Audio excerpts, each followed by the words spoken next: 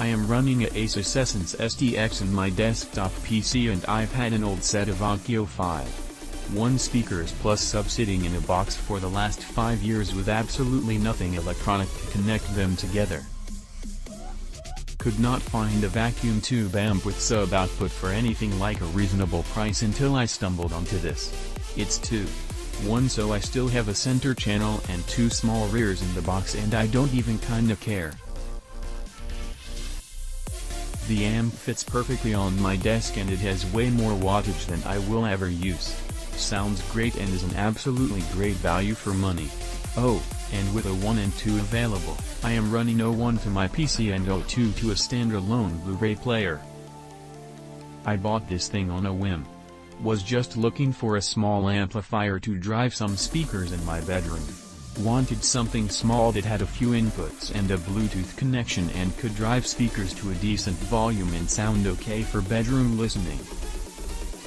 I'll start by saying my main living room rig is a Macintosh C28 preamp, Macintosh 2205 amp and ProAx Studio 100 speakers playing back from an Macintosh CD player, a P turntable and a Mac mini server with a shit audio DAC. My office system is an Acurus CD changer, Acurus preamp, Acurus 250 amp and Rogers LS3/5A speakers. I like good audio. I've owned all sorts of high-end audio rigs at home and at my recording studios. I was honestly blown away when I hooked up this Dayton audio amp to a few sets of bookshelf-sized speakers. This thing sounds fantastic.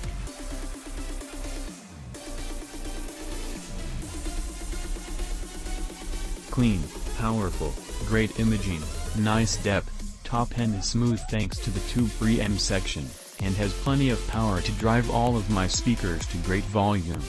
More than it ever need.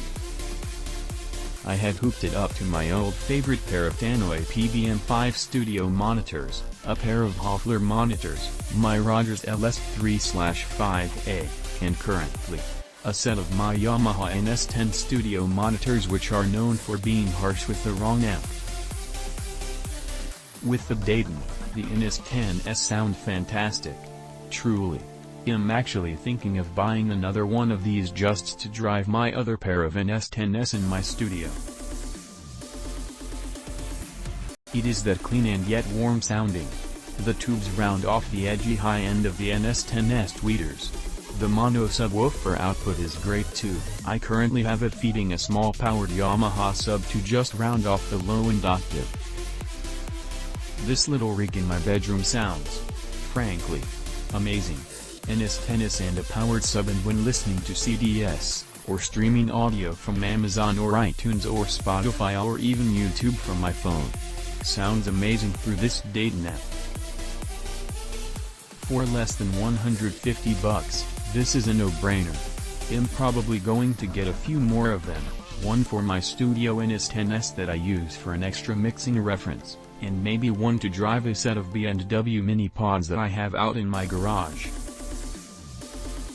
Being able to just hook up this little amp and send music from an iPhone or iPad via Bluetooth is so convenient and easy, and it sounds fantastic.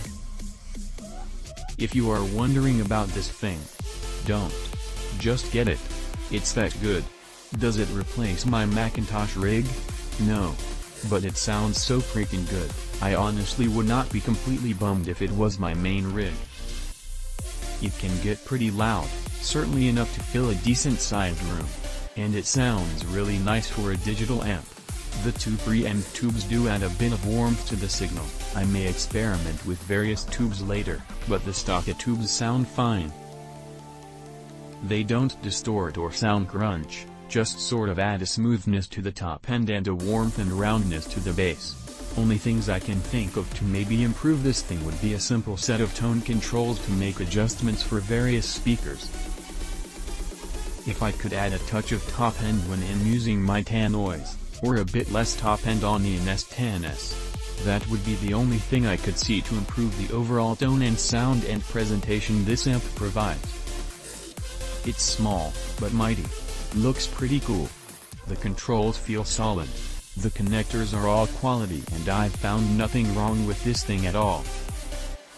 This weekend I am sending my Macintosh C28 in to get recapped, and I think I'm going to set up this Dayton with my main ProAx speakers and listen to some vinyl and higher quality digital files to see how it performs next to an audiophile level system.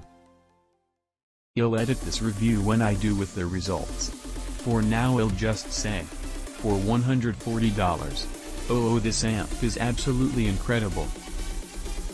Update to 2020. I have purchased a tube preamp with tone controls, as I found the top end too bright, as I mentioned previously.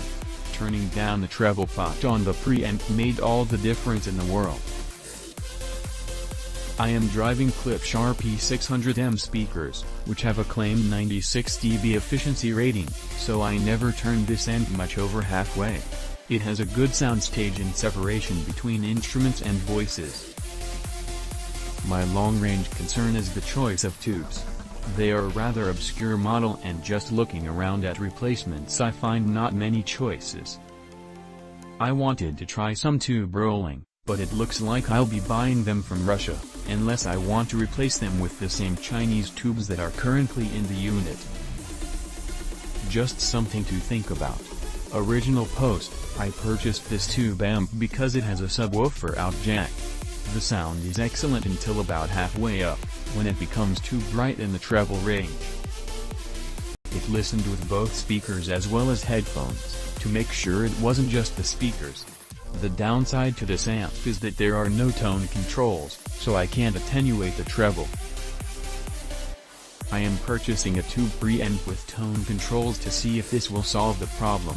If this doesn't correct the brightness, sadly I will be returning it.